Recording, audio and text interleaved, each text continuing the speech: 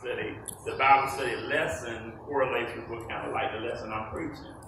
And so, I said, I got to start reading my Bible study lesson before I get here, because maybe I have to change my lessons around. But then I think it all kind of worked out. What we want to talk, and the subject is a diamond in the rough. Peter, a diamond in the rough. Peter, a diamond in the rough. On last Sunday, we had a discussion about God wanting us to be not just Christians, but God wanting us really to be disciples, to be followers of Him.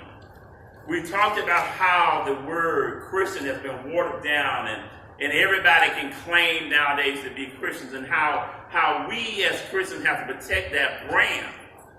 And when we hear the word Christian, we need to realize that Christian meant, and it implies a disciple, a follower of Jesus Christ. So today, we want to continue that thought about being a disciple.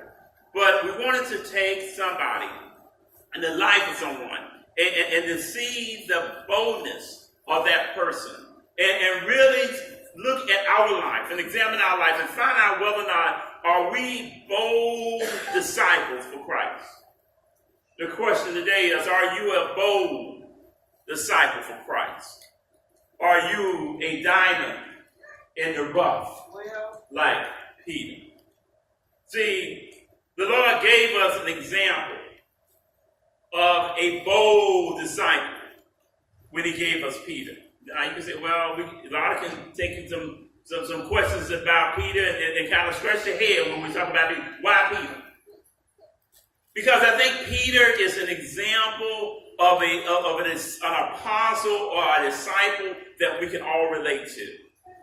See, when we first meet Peter, in Matthew, the 4th chapter, verses 18, we see that the Peter is introduced by Matthew. And he says in verse number 18 in Matthew 4 and 18, and it says, Jesus walking by the Sea of Galilee, he saw two brothers, Simon Peter and Andrew his brother, casting a net into the sea.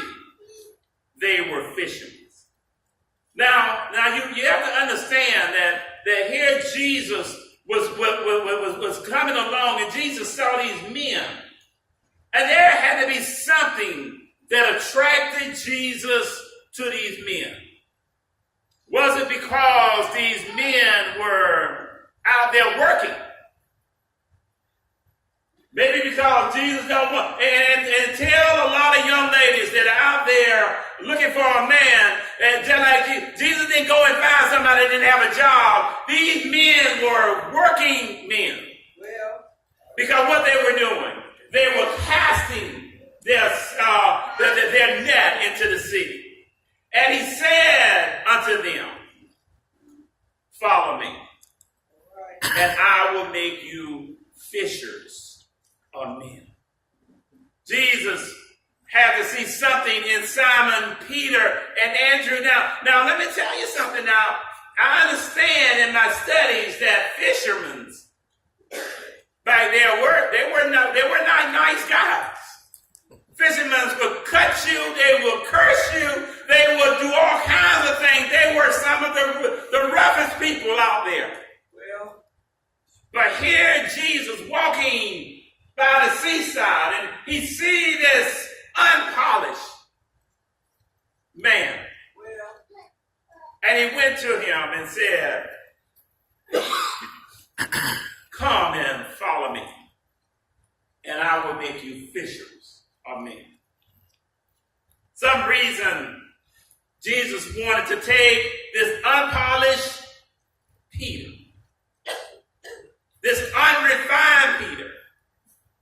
He wanted to take him and shine him up and make him the diamond in the rough.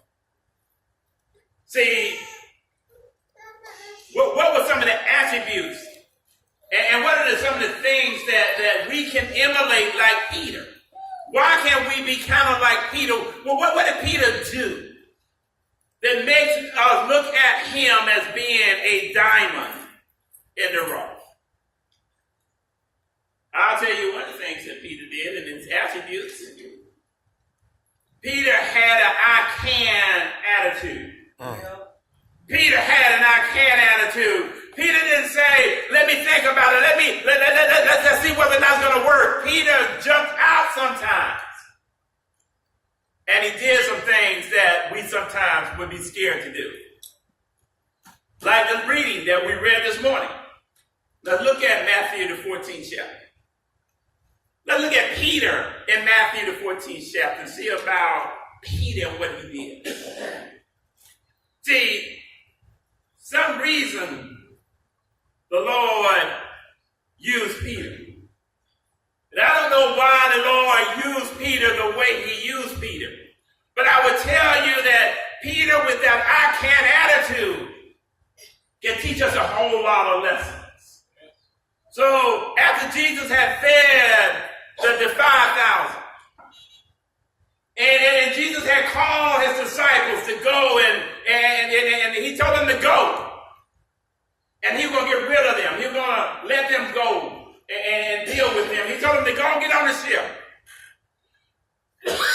And as they went to get on the ship, in verse number 22, we see that it says, and straightway, Jesus constrained, or Jesus made his disciples to get into the ship and to go before him unto the other side while he sent the multitude away. So here Jesus, I can see Jesus dealing with the multitude that had come and that they had fed all those clothes. And you know, when somebody feed a bunch of y'all don't want to go because y'all want to stay. All right. So Jesus had to get them and help them get away, and he had his disciples get on the ship and go. He said, go. And when he had sent the multitude away, here now Jesus, and he performed this miracle, here my Jesus went up into a mountain apart to pray. And he must have prayed a while, and that teaches us some things about Jesus, that Jesus always found time to pray.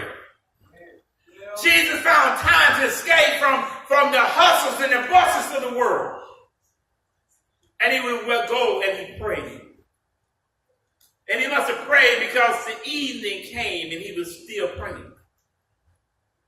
And he was there alone. But at the same time, while Jesus was on the mountain praying, he had told them to get in the ship, and he told them to sail in the ship and go to the other side. But in verse 24, but the ship was now in the midst of the sea, tossed with wind, waves and wind that was contrary. And then in the fourth watch of the night, Jesus went unto them, walking on the sea. And now you have to realize one of the things that happened, and back in these days, these folks believed in spirits and they believed in ghosts. And they were scared of spirits and ghosts. And some of y'all scared of spirits and ghosts still today. So while they were at sea and the sea was getting rough, and I can imagine they're scared they're gonna die. Well, then they looked out, and here comes Jesus walking on the sea. Mercy. And when the disciples saw him walking on the sea, they were troubled and said, "It is a spirit." And they cried out for fear. But straightway Jesus spake unto them, saying, "Be of good cheer. It is I. Be not afraid." See, we can stop right there. And we're going to lesson right there. in the midst of your troubles. Yes, sir. Yes, sir. Sometimes we get scared and we start crying out. But if we turn to Jesus and listen for Jesus, because Jesus is saying to us, church, he's saying, don't be afraid. He said, I am here. All you got to do is reach out. Reach out. And touch me. And touch me, that's right. And Peter answered and said unto him, see, here go Peter. Here go Peter. When the rest of them was scared, here Peter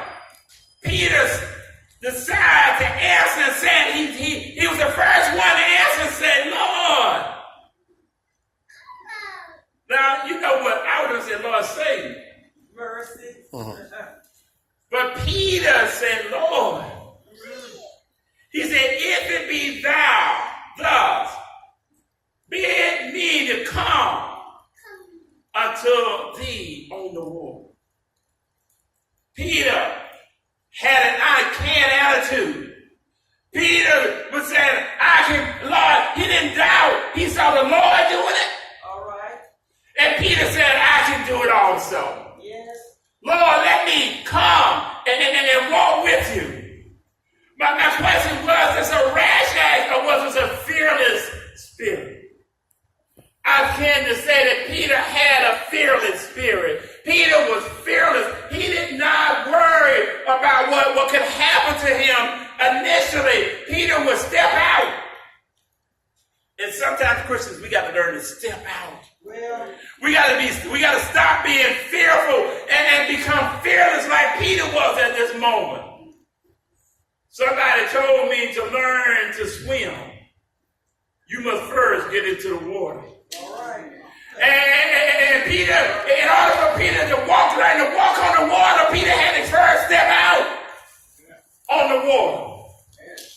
And Peter knew that he couldn't walk on the water. But Peter would never be able to walk on the water or know he could walk on the water unless he tried. And it goes on to say in verse 29, and he said, come. And I can hear Jesus telling us today, come. Jesus is telling us to be bold. He's telling us as Christians to come, walk on the water. Well, and when Peter was come down out of the ship, he walked on the water to go to Jesus. And so that tells me that Peter had the faith in Jesus, the faith enough to get out of the water, out of the ship, and walk on the water. How many of us have that type of faith? How many of us will walk on something that we know cannot sustain us, but Jesus is saying, come on. See, some people struggle because they want to see salvation. Some people want to see heaven. Some people say, I don't see Jesus. I don't see the Lord. I got to see and touch something before I can believe it. Yeah. But I tell you, Jesus is saying, come. But see, the Lord has given us all kinds of signs. The Lord has given us all kinds of proof. All we do, just like we don't look around. Well, let's think about it. Do you see air? Somebody told me in the air there is oxygen and there's hydrogen and that my body has to breathe in H2O. Is that right? H2O water, ain't it? Yeah. No, my body got to breathe in oxygen. And what happens inside of my body is it turns the oxygen into hydrogen. But somehow that oxygen and hydrogen is coming in and going out and converting back into oxygen coming into my system. How that works? It works. It works. I can't see it. Somebody told me that's what happened. And I can say because I said, well, Suppose I say I'm stop breathing until I can see it. All right. You never see it. Verse 29, it says, when he saw the wind, and see what happened is sometimes we walk out on Jesus. We'll walk to Jesus, and we'll take Jesus by the hand and we'll start following the Lord. But soon as trouble arrives, we lose our faith. Because when the wind, when he